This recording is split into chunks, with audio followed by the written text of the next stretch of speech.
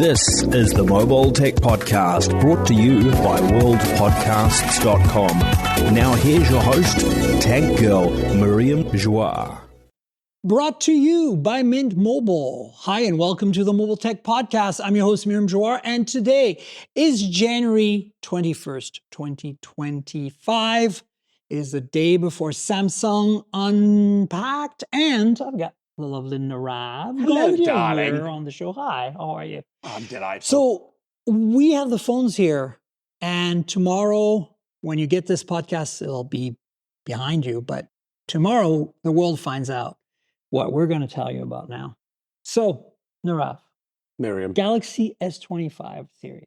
3 phones, surprisingly, no murmurs or comments or discussions about the slim or thin or whatever it's going to be. I think, obviously, this being a day before briefing kind of thing, we don't know what they're going to say at Unpacked. I think there'll be a teaser or we've got one more thing, or it's coming soon. And I don't know if that will just be the slim. I wonder if we'll even see maybe rumors of the Galaxy Ring 2. Or Ring 2. Glasses. Yeah. But at the same time, with the way the schedule looks like for tomorrow, they've got an hour. They're going to have the whole of Unpacked is going to be an hour. They usually fill that up with a lot of like theater and spectacle. We may actually not see any of that. So just to fill you in a little bit, we're going to only talk about Samsung on this podcast. It's going to be a little shorter than usual because that's the time we have, right? So let's dive in. I think I'm a little underwhelmed with the hardware. I don't know how you feel, but like we'll go through some of the details, but overall, what's your impression?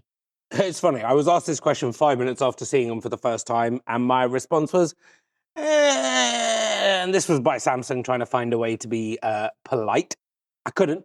20 minutes later, having been hands-on, I went, I think I may need to adjust that. And the reason is, yes, they are so very similar to last year on paper. But, and I feel like this is a phrase that applies for many years, especially in the foldable space, the little changes make a big difference. And I like them far more than I expected to. I don't disagree. I think that details matter. And I think that, sometimes that makes a big difference. But I have an Oppo Find X8 Pro in my pocket right now that I'm reusing after taking a break for the OnePlus 13. And there's absolutely no way that I would go for the Samsung that I just played with that phone in my pocket. 1,000%. Absolutely no way. I will wholeheartedly say that the caveat is, whilst they're perfectly fine as phones, and you know what? If you're a Samsung user for a few, and you're a couple of generations out, you will enjoy this. But the S20, S21 Ultra, they were phones worth changing too. And I'm struggling to see how this competes with in the same way.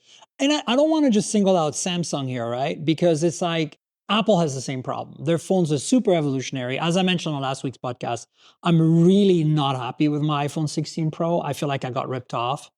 And, I'm not saying that I would feel that way if I was a Samsung customer. I think you're right. If you're a Samsung customer, you're based in North America, you walk into the Verizon store every 2 or 3 years, you get your phone on a plan for $9 a month, your mind will be blown because it's like 2 or 3 years have gone by and you're going to get a much better phone. But if you compare, as my audience does, because we're tech savvy early adopters, the S24 Ultra to the S25 Ultra, it's a tough sell. Now, the chipset makes a difference. That's the big news. All 3 phones have Snapdragon 8 Elite for Galaxy. And I'm a little puzzled by that, right? Well, no. So I think, obviously, North America, sure. Outside, more than likely there'll be an Exynos. But remember, they said to us, because I asked the question, they were like, it's custom. So there'll be a big delta. How much? That's the question I really want to ask here want to know is, how much of a difference is this actually going to make? And that's the interesting point, because last year, 8 Gen 3 for Galaxy to 8 Gen 3 wasn't big. It's just a clock big. change. It wasn't big. So that's the thing they couldn't answer for us. And I think we're going to have to talk to Qualcomm as well, because if that seems really odd that they would spin out a new chip that they talked about new AP. A heavily customized AP, version. but application processor, but that's the whole thing. An SoC is an application processor. So I'm like, what are you talking about? Is it like one core is different? We need a lot of clarification and give us some time to figure that out. But the 8 Elite for Galaxy is supposedly a bigger change from the previous for Galaxy chips. So, and of course, also they did some work on the thermals. I think that they're, based on other 8 Elite phones that I've tested so far, a lot of work has been put in by all the manufacturers to make thermals better than 8 Gen 3, and hopefully that's the case. Stay tuned. But the only big difference on these phones really right now, they're a little lighter. There is a new chip. That's across the board. Now, the regular phone gets 12 gigs of RAM versus 8. That's the only difference. Base storage is the same, 128, 256. Screen is the same, 6.2, 1080p. You still get that 4,000 milliamp hour battery. The design looks the same. Now you get the camera circles from the Fold 6 that we saw, right? Like that kind of like black, polished, spinny thing. It's cool. I like it. But other than that, there's really no difference that, we noticed. I gotta say though, the cameras are the same. No, but this is where I'm actually more positive than I fully expected to be, which is yes, they're lighter, but honestly, the difference, especially in the Ultra, makes a huge difference. And what I learned, I was going to get to the Ultra, and I stuck a case on them. The big difference comes when you're rocking a case with 24 and 25 Ultra. The difference is astronomical because with 24 Ultra, it's big. It makes it's a sizable difference. Whereas 25 Ultra, with the case on, it just feels, retains a lot. It retains that it's still more compact, and I wouldn't say durable. It's just more compact and more pocket friendly. Yeah. So for me, what struck me is that the S25 Plus, there's no difference other than the chip. Nothing has changed. Same display, Quad HD, 6.7 inch. You get the same battery at 4,900 milliamp hours. Same cameras on the base and the Plus, which is 50 megapixel main, 12 megapixel ultra wide, 50 megapixel telephoto. And no, it's not 50. I'm talking about. That's the Ultra, the regular. Yeah, sorry. So 10 megapixel 3x telephoto. Like really, there's nothing to talk about there. And I'm like, how? Like, at least the prices are the same: $799, $999, $1299. Now the Ultra is interesting because the Ultra is the one that has seen the biggest changes. There's 4 main changes, right? Number one, the display is actually slightly bigger because there's less bezel, 6.9. Then the second change is they rounded off the corners so it doesn't dig in your palm and destroy you. It's far more squared off and way nicer. You know how Michael Fisher literally has a scar on his hand about that. So that's an improvement. Although I do like the squareness, it wasn't very comfortable, especially in the corners. So that's number 2. Number 3, the chip. And number 4 is that the ultra wide is now a proper 50 megapixel to compete with Apple's 48 and everybody else's 50. So it's funny, that Ultra is actually, if you look at it on paper, 200 megapixel main, 50 megapixel ultra wide, and a 50 megapixel telephoto. But there's also a 10 megapixel 3x in there, and I don't know why they kept that. It's kind of weird. But anyway, sensor fusion is why I think they kept it. There's another thing that should be of note. I guess there's 5 things. If you count the rounded corners and the display bezel and one, that's 4 things, is that the S Pen no longer has a battery in it, which means that you can no longer use it as a remote to take photos. I did not. So it still has all the hover stuff and the active stylus stuff because of the screen driving that, but it doesn't actually have a capacitor or battery in there like it used to. And we have to establish if we can take the old pens and put them in the new phone and if it'll charge or not. It might not. I bet you it'll work, but it won't charge. It won't charge. And that feels to me like you threw away one of the only major advantages you had of the stylus, Yeah, I mean, being able to use it as a remote definitely made sense. But I'd wager that I don't know if most people didn't. Most people didn't. These Samsung's not stupid. They'll take stuff away that no one uses, and I think it'd be a bigger deal if they'd got rid of the S Pen. Well, right. I mean, or if they'd gone for like a capacitive nubbing instead of like an active stylus, Yeah, right? like that point would have been like, whoa, No, you've just like changed Moto the... G stylus style. Like that would God be help bad. us. But the point is like, it's still titanium. It still has super anti-reflective coating. It's got a stronger version of the armor glass.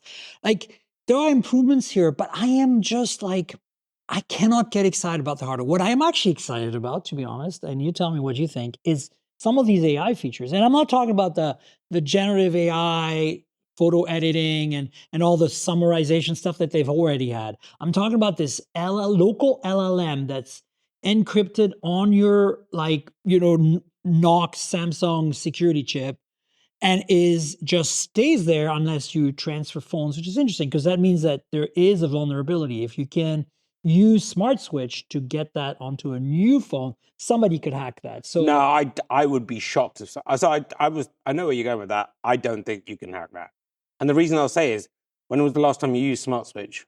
I mean, a lot of people, that's how they No, switch. when did you I last use? personally never use it because I start from scratch. So here's the thing. I've used Smart Switch a lot. It's not as simple as, hey, do that. There is a pretty damn strong connection between the two phones in terms of the way they do security. No, I know, but I'm just saying, like the fact that there's an exit, there's the fact that there's a way to get it out.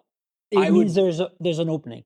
Like, you know how right now the fingerprint, you cannot get that out. Like the capacitive or optical on any phone, there's no way to get it out. It's in the chip only, and it's encrypted on the chip, and there's nothing you can do. You can't get it.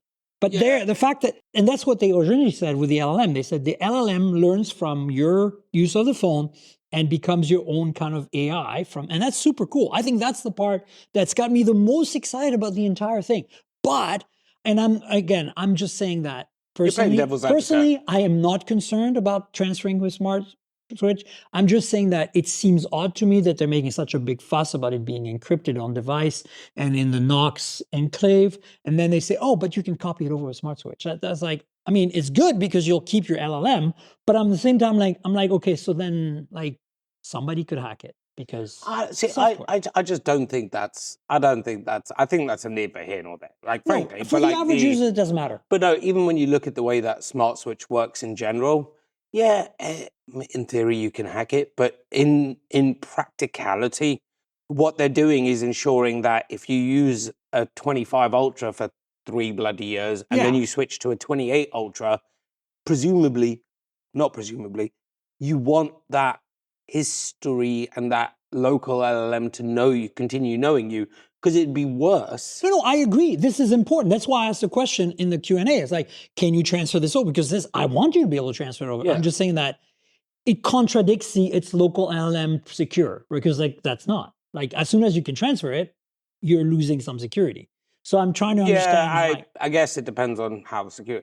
I think the AI stuff though is fascinating. I candidly wanted to see more because I think a lot of what we're seeing, I reckon, will be on old Galaxy devices and on other phones.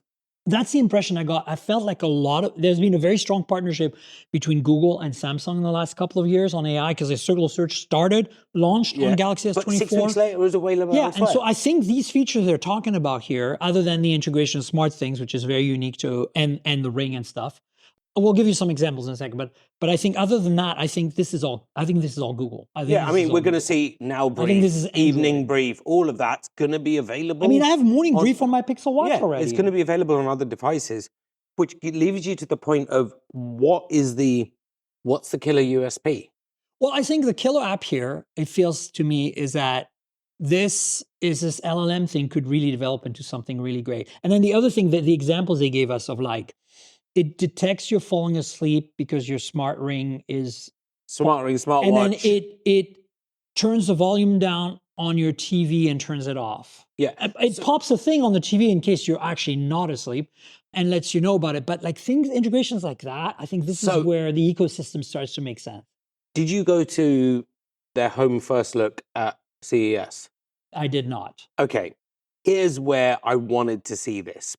I'm going to tangent off for a second, but it is Samsung tangents. We love tangents. Everything we talk about is a tangent. Let's talk about the weather. No, I'm joking. Don't make my sparkling water come out of my nose. Okay, so it's at CES. Possibly one of the best things I saw was what they called Vision AI. That was, they literally, that is the future of Samsung AI in the home. Right.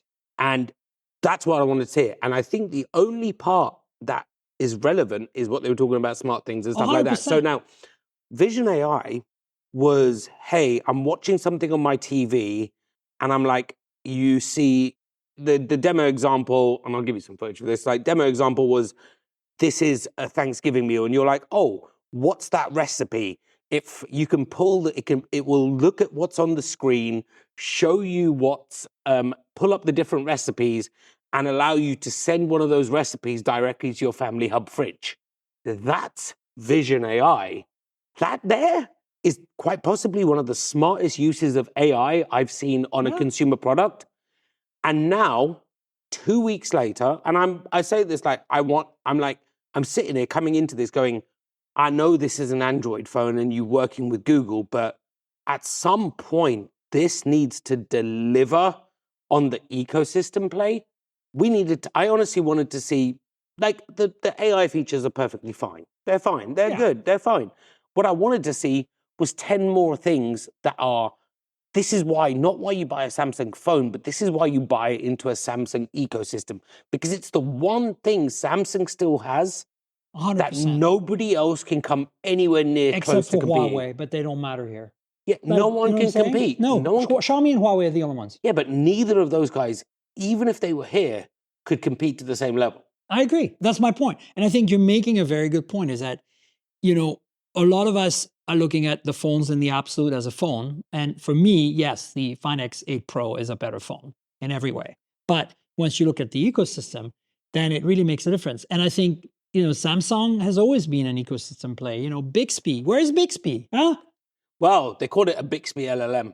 So do they? So yeah, let's show the phones in a sec. But one of the things I wanted to say before we get started with that is that, you know, I think for me, it's like the ecosystem, like Apple doesn't have anything like that yet because they don't have the appliances and they rely on others. They don't have the Ring. They have a watch.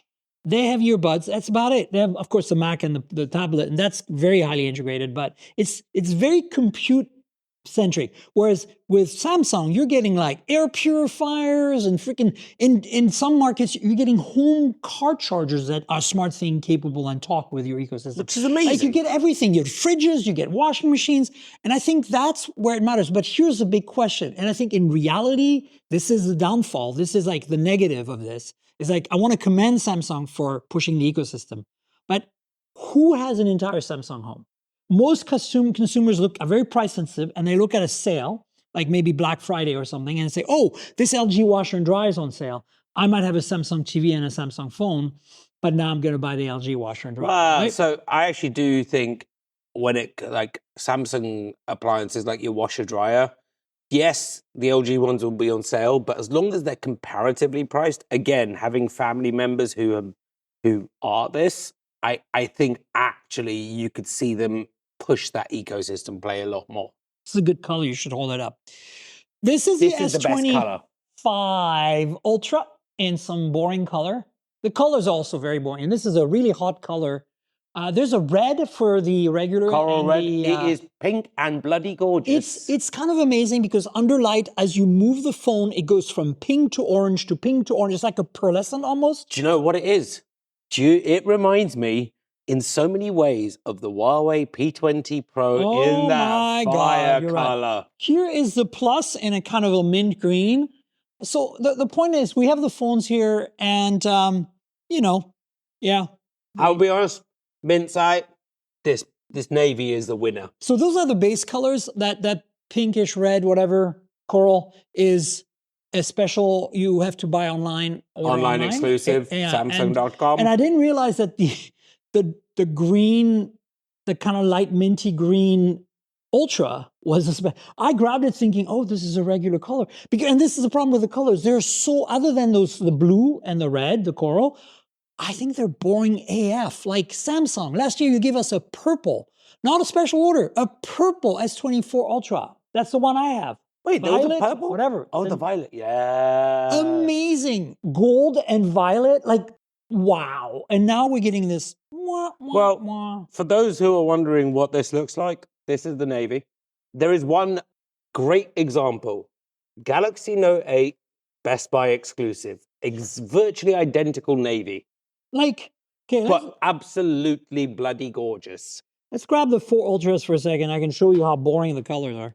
Okay, so you got, I don't know what the names of these colors are, but Well, I can tell you. some kind of blue, some kind of gold, some kind of gray, and some kind of white. No, I can tell you. They all 4 start with titanium. Boring. Also, they're different shades of titanium. At least there's that. Yeah, they're matching. Let's check something, though, because I haven't checked this. This will be an interesting one. The S Pen? Ah, yes, the S Pen is color matched. Yeah, it is, for once. Oh, maybe inside, is it? Yeah, it's fully color matched. No, it's not. It's the same color in all of them. No, wait. Yeah. These two are using the same S Pen color, so Okay. let's check one of these. Oh, you're right. Now, there's 2 different colors. There's 2 different colors for the There's 4 S Pen. colors for the phones, but 2 colors for the S Pen. Okay. Wow, we just discovered something new. But look, I want Samsung to give us better colors. And I think the coral is great, the navy is great, but can we get like No, I a think yellow? no, Can we I get, think like, an orange, a the problem purple? is you look at the coral, it is one of the most striking colors. But it's not on the is Ultra. Yeah, no, so but here's the thing. Why is that an online exclusive? Yes, you want people to buy it from Samsung.com, but you actually, that is the you're doing it, in my opinion, the other way around. You want that color to be seen by as many people in the world because it's so unique. I think there's a general cultural malaise around colors. And because I see that in cars, like it's kind of a chicken and egg catch 22 thing, right? The dealers sell more of the gray, white, black, and like those muted Navy, colors, like baby. these colors that we're seeing here, like pale beige, beige, boring. And they sell more of those. And so they stock them. And so if you're looking for another color, you don't want to wait to special order, blah, blah, blah. Maybe the manufacturer makes that special color, but now you have to wait and you're ready to buy. You're waiting 6 months. Exactly. And so I think this is the problem with phones too. And I think that in some markets, in China or other places, like Poco, right? Like yellows and stuff. Dude, you look at the Realme GT7 Pro in that gorgeous orange. I know. You go to cars, look at Xiaomi's SUV with that stunning color. Amazing. And then you look at something like the Afila, which is very dull and muted and frankly quite boring. So boring. So I think that hardware is not this year's S25 strong suit. I think the software will be, and I think some of it will come back to the older phones, but not all. And they were very clear about that. The other thing that I think is very exciting, we should mention, is all the AI image editing is now on device. Yeah, that is the first, right? Yeah. Because Apple's not doing it on device. All of Everything's on device, which Apple's means not it's doing faster. it on device, and certainly Pixel's not doing it on device. Going back to it though, devil's advocate. Yes, hardware is not necessarily the strongest suit, but I have to say the thing that statement does not take into account is the difference in weight. For example, Yeah, it's lighter. no, but not just lighter. This thing here, you said it to me. The Galaxy S25, regular one here, is effectively what happens when you combine a Samsung phone, a Pixel, and an iPhone. And you have, frankly, actually some of the nicest hardware on a phone. This is bloody beautiful. It's light, it's gorgeous, it's thin, and I genuinely like it. Like, I think they dropped 6 grams from 24 to 25, 6 grams Boring. off the regular, 7 off the Plus, and 15 off the Ultra. The Ultra's 218. That's like surprisingly light comparatively. No, I agree. But look, ultimately, they were copycats of the iPhone last year, and to some extent, Chinese phones are doing it too. Not all, though. Again, X8 Pro versus X8 regular. The X8 regular looks and feels like an iPhone, except the camera bump. But the X8 Pro, like the OnePlus 13 and like the GT7 Pro from Realme, has that like 2.5D glass and front and back and that really thin. Yeah. I think that's a better design. I think this is just lazy. And I feel like Samsung could create a better identity for themselves. They're such a strong brand. They have the money. They have the market share. Why not come up with your own design? There was a time, remember when they had that little island thing that like kind of on the 21 merged into like now this like if from the front, other than the front facing camera, you do not know if this is an iPhone or a Samsung, and maybe that's what they want. But from the back, it's more obvious. Yeah, granted. But I feel like this trend to make all phones slab-sided and look like iPhones is pissing me off. Very fair. I'm done with it. And I'm particularly done with it because Apple's not doing anything interesting. And that's why I'm really excited. I've said this on the podcast last week. I'm really excited about the 17 Air. Because it's different. It's a change. Different. The question is now that I see this, to be frank, this is the plus. And I see it's actually relatively thin. I'm thinking, okay, maybe the slim, because I kind of dismissed it on last week's podcast. I'm like, 6.4 millimeters is a rumor. And I'm like, that's not really thin, like compared to the 5 or so that was on the Moto Z back, the mods. Yeah, or even on the Razr. Or the Razr, or the folding phones. But I'm thinking a non-folding, think about like the original Moto Z, but think about the fact that the 17 Air is probably going to be the same thickness as an iPad Pro. Now that's thin.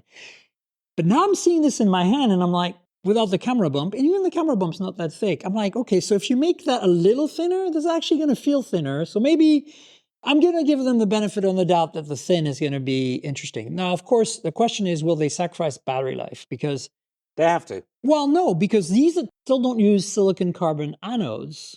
They're not going to go silicon carbon. But they should, and then they can keep the same performance. Here's the thing. Without harping on why... Note 7? Wow. Fire. I mean, you brought it up. The reality is, I wrote this, they are somewhat, I think, paralyzed by past mistakes and issues. And those mean that the chances of them quickly adopting new technology in favor of it, no, they'll just do a slim and sacrifice battery life before they change the technology in it. And this is my problem with Samsung as a whole. Where is he pushing the envelope in hardware that we see China doing? Apple, I kind of expected. They sit on their laurels, but they at least every now and then, like the Air, I think is going to be very innovative. I think that every now and then they do something, you're like, like FaceTime. We had video calling on our Nokias, right? It sucked. It didn't work. It was carrier dependent. It was a nightmare. It was expensive. Apple comes around and FaceTime just works. The issue has to be, though, the question is, will we get to a point where, let me rephrase that. Does Samsung need to? Because yes. So think about this.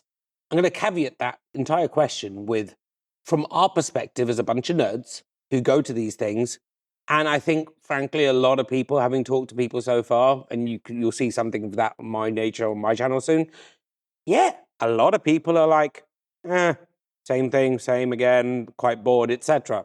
Yet, I give you the example of my sister, my niece, who are Samsung users, have been, my dad, who was a Samsung user for a decade plus, before he passed. Like, to average Joes, Samsung is catering to its customers. We are not Samsung's customers. But there was a time when Samsung really pushed the envelope, and that's because I think they needed to, mainly for the reason of they had competition from a company that had just as much money. Huawei. You're right. Huawei had the budgets from its network infrastructure and from its benevolent benefactors that meant it had the ability to push Samsung to every inch, whereby this was still Apple was taking its current model of it doesn't need to do any bloody work. Right. Apple does what it does, so Apple hasn't changed.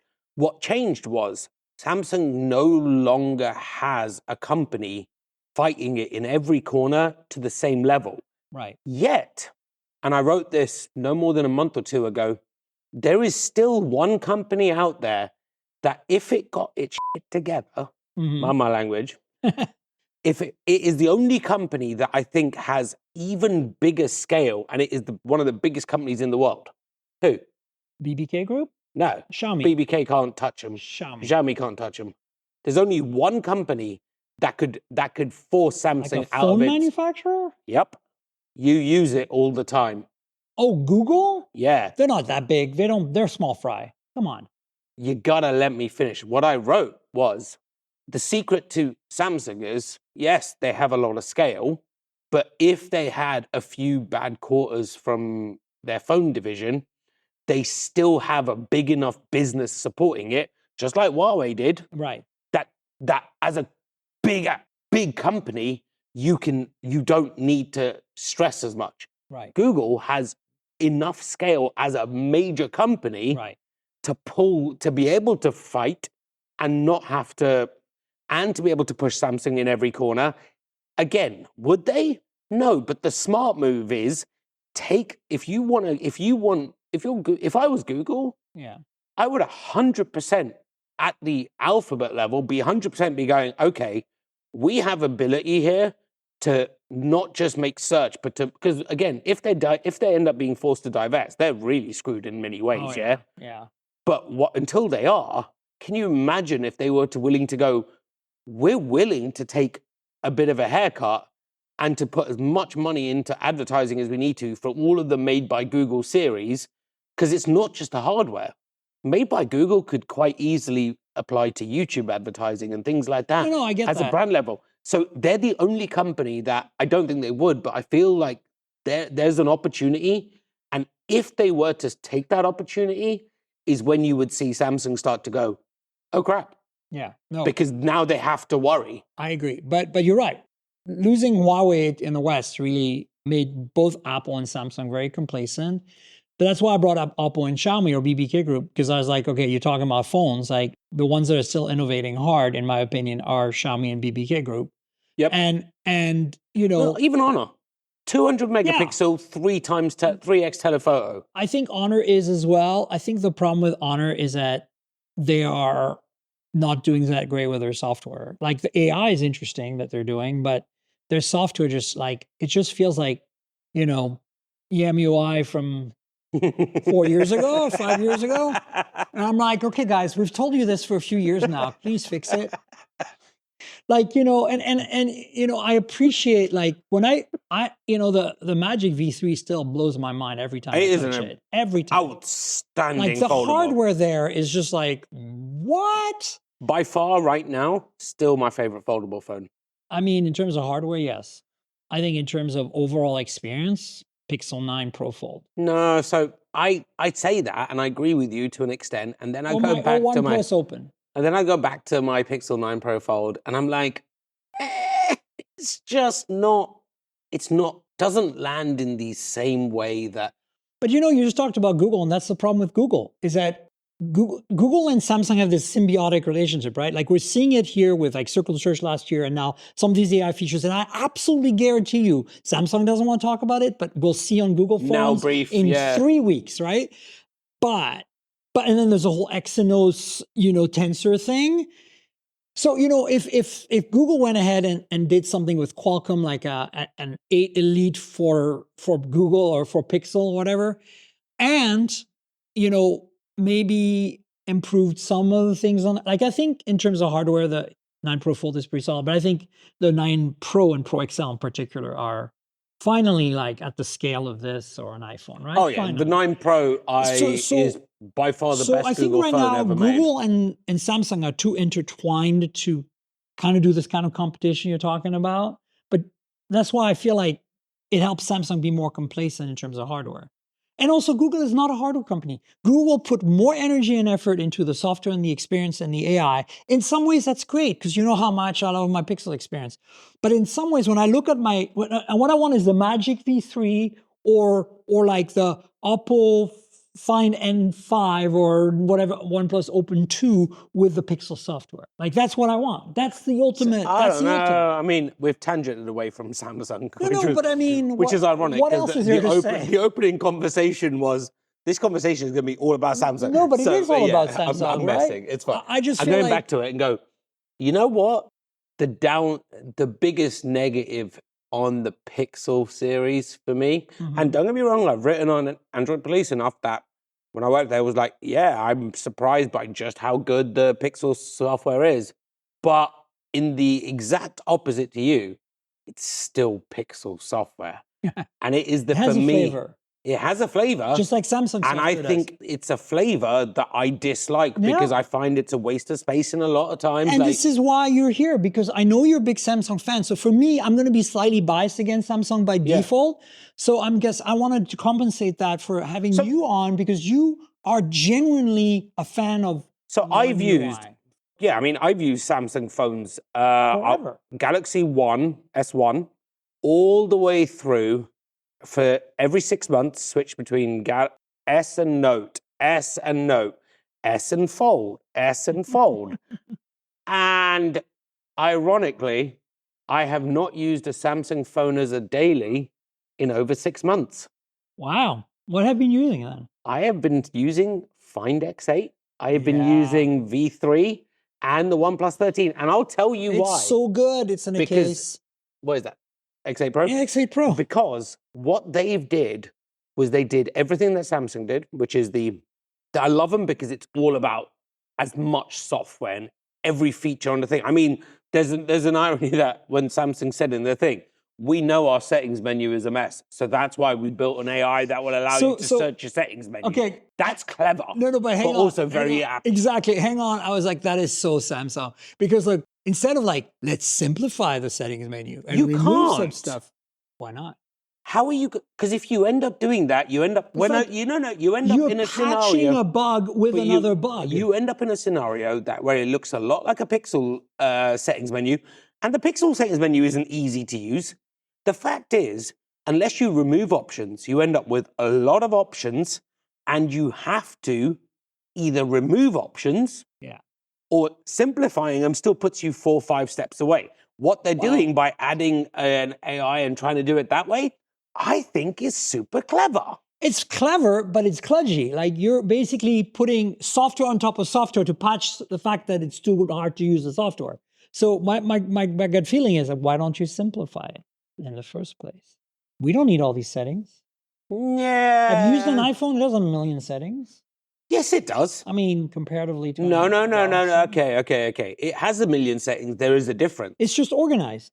I wouldn't even say it's organized because I find, and I use an iPhone every day. The problem with the iPhone is that the app settings are not the system Oh, settings. no. But the settings in an iPhone, it can take 5 steps, 6 steps to get somewhere. Yeah. So I appreciate when Android OEMs are doing, no, we want to make it 2 steps. I think it was 3 generations ago, I want to say One UI 4, where they made a massive deal, Samsung did, about the fact that you can get to any setting in 3 taps or something? 3 taps or less. Yeah. Now, obviously, that isn't sustainable as you add more stuff to some people, more stuff into the settings menu. But I appreciate that they are still not like, hey, you need 47 taps to get into it. Because at that point, you end up with a cluster. Beep. Since we're like tangents, this is actually interesting for me because I generally with Android can find my way around mostly, and search does help, but you're right, it's getting to the point where we almost need an AI. But what I'm thinking of this because I just got a Mac Mini M4 and set it up, and it's like the last 2 or 3 versions of Mac OS, they completely revamped the settings menu. Like it used to be just a bunch of icons and I had kind of memorized where they were. And now it's like a list, Oh, it's just iOS.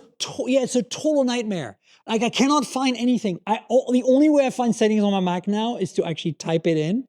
I used to be able to tell you, how to change like login apps. I know exactly where they go into accounts. Well, now I'm like, I have no freaking idea where they put that stuff. So let's talk about this AI and settings for a second, because I think it's another point. Why are we at the point where you need to, I commend Samsung for doing their AI and settings and all of that. But the question really is, why can I not just fire up Gemini and go, but my eyes are hurting, turn down, and they're like, okay, we're going to turn down the brightness, we're going to adjust the comfort mode, wait for it. Or I want to change which I've got dual SIM running. I want to change which SIM card I'm using for mobile data. We're talking about AI and generative, and I am probably one of the most critical people when it comes to generative AI. Same. Because nobody uses it more than 5 seconds. Why? As an example, Adam Dowd earlier, we took a picture of Jason Howell and was trying to draw a cat and a hat on its head, and it ended up being a fish floating and nibbling on Jason's ear. None of this is inherently useful. I mean, I find some like writing tools on iOS, like that stuff, surprisingly interesting. None of it's super useful. What I want is an AI that's going to actually change your life and improve your life from a productivity perspective. And that's the bit that I think we're still missing overall from a perspective of, so yes, it's personalized, but it's not life-changing yet. What if, and I'm not sure if this is the answer, but what if Samsung's using Gemini for this and it's just going to come to Pixel in 3 weeks? Like, you know what I'm saying? Maybe it's part of that. Like, we don't know. Circle the Search last year, we didn't know it was going to be, like they said, yeah, it's a Google thing, but they didn't say like it was going to come to everything else. So the question is, right? So here's the thing. Is Samsung now because of the way that Samsung's product launches happen, and we know that I/O is in May on average. Yeah. Is Samsung just the preview of what's to come Well, that's to what Android it was like as a last whole? year, Yeah. right? Like last year, we pretty And if much that's got the case, are they anything more than an OEM? Because if Samsung built this with Google, I find it hard to believe that Samsung would have done enough to, well, if Samsung has put all the work in that they tried to say they have, I find it hard that they would then allow every other partner on the Android ecosystem to use the same stuff. And if it's all Google, what is Galaxy AI? Well, Galaxy AI is the AI part of this that integrates to the Galaxy apps, right? The Samsung apps, like they have their own notes, their own calendar, their own whatever, right? They have and their own on-device image AI. They have their own photo gallery. So they still have, I think, that. And I think that, I think you look at most users, especially Samsung users, they don't seem to use Google Photos. They use the gallery from Samsung. You know what I'm saying? Oh, no, 100%. Like Right. my sister, my aunt, my mum do not use Google Photos until I told them, well, back it up. They use it solely as a backup engine, not as a primary photos But app. so maybe the ecosystem is the play. Maybe that's what it is. Maybe it's no longer about, Samsung doesn't even care. They want the best AI to make their ecosystem sing, and that's what Google provides. And they're partnering with Google, branding it Samsung in the same way as they're branding Qualcomm, right? 8 Elite for Galaxy. Hey, at that point, I can see it. And then especially so my question then goes, all the stuff they did with Vision AI in the home, and again, because this is all Samsung and smart things, is that Gemini? Is that the new Bixby LLM?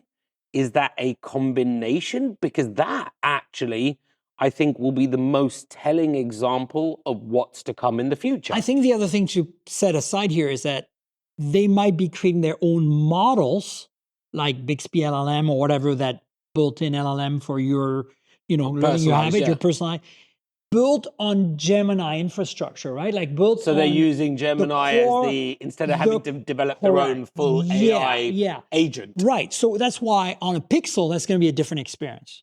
So this is going to be the interesting one. I think the future of Galaxy smartphone, like, look, hardware is what it is. If they don't ever need to change the hardware, if they can make iterative changes, sure. I really want to see them push. Next year, I want this to be a whole new range of, we've saying this for years, but I want it to be a whole new range of welcome to the next generation of Galaxy. I would love to see the next generation of Galaxy at that point. Yeah. But I think this year is going to be incredibly telling because it will tell us everything we need to know about the direction that we can expect Galaxy AI and smartphones to lead to. That said, you look at morning brief, you look at the evening brief, this is smart. I mean, it exists on Pixel already, so. Yeah, it's the kind of thing where you're like, as a user, you're like, oh, I can see this. Oh, I can see this. Do you know what's funny? What? I look at this and I'm like, you look at all the way that they're using AI and Gemini now, and you're like, holy hell, we have the evolution of the Play Edition phones. They just took a completely different approach. My God, you're right. Yeah, right. This feels much more Play Edition than it ever did. This is a Play Edition phone in that it's some of the best hardware. Well, not objectively, I want to make it clear. I don't think this is bad hardware. I think people who buy these phones are going to be very happy. Yeah. So, but I mean, when I say best hardware, I mean like they've got incredible hardware with a curated software experience and the best set of experiences across the Android ecosystem, ironically being many of them are powered by Google services themselves. Guess what? Wasn't that Play Edition all those years ago? I just want more from Samsung in terms of hardware. That's all. That's all I want. Like, I want to see that push. See, why is there a phone app that's still Samsung's phone app? I want Google's phone app. Oh, hell no. Samsung's phone app is better. Well, okay. I don't agree with Objectively, that. I will tell you. I will tell you the Samsung camera app, the calendar app, is better than the Google calendar app. Also, okay. Can we bitch about the fact that there's still, by default, 3 buttons in the wrong order, by the way, because the back button's on the right when it should be on the left. Like, it's not by default. Gesture? No. So when you set up a Galaxy phone, it asks you now? It asks you, and the crucial thing is the default option is gestures, not navigation. Well, why all these phones set up with that. buttons then? I don't know, because you're dealing with what we can, the path of least resistance. So we've been told we need to wrap up. So I know it's a bit of a short one. I'm sorry, folks. There were some issues with the space and stuff. So Nirav, tell people where they can find you on the internet, where you're writing, what you're doing, where your social media handles live, etc.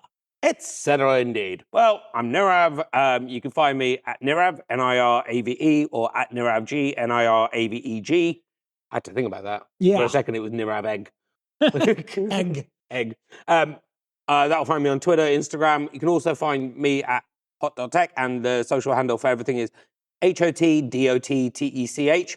You'll find a lot of my writing now, either on the newsletter or most likely on Digital Trends and other places. And you'll find me on social doing a bunch of video things, when and if I ever actually get around to editing stuff.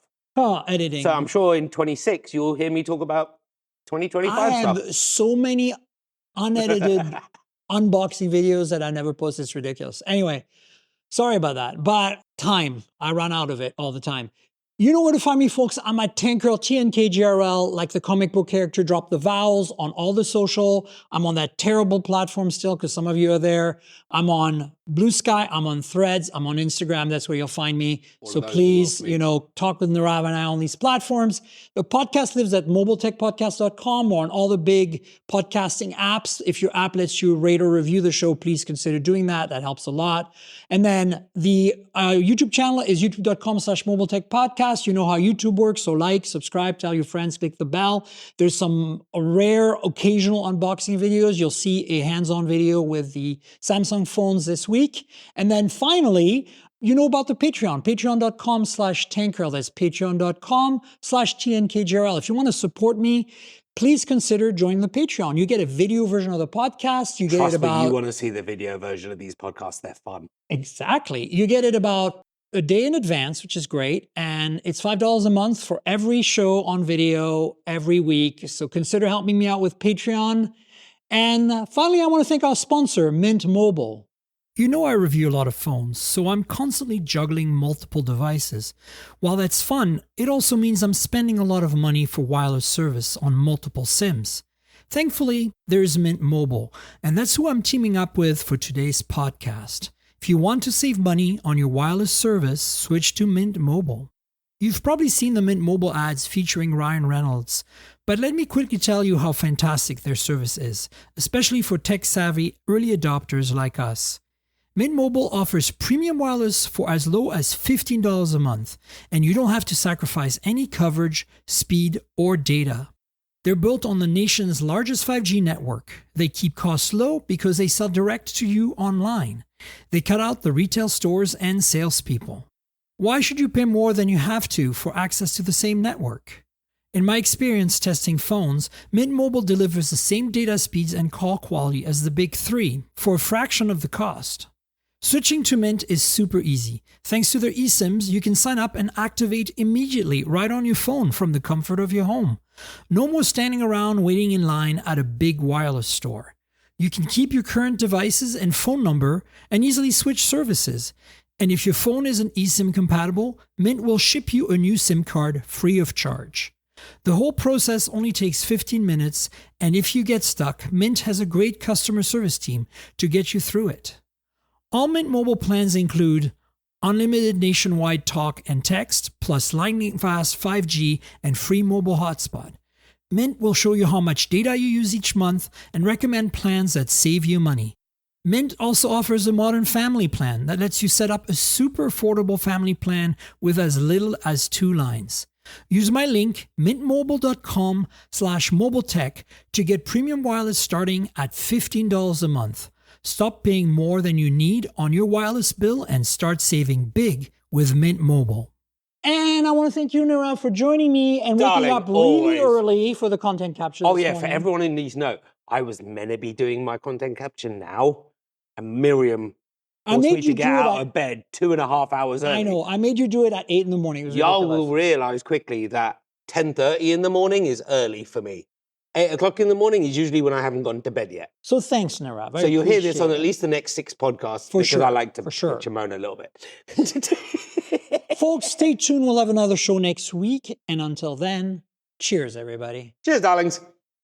This has been the Mobile Tech Podcast with Tank Girl, proudly presented by worldpodcasts.com. You can visit us online at mobiletechpodcast.com.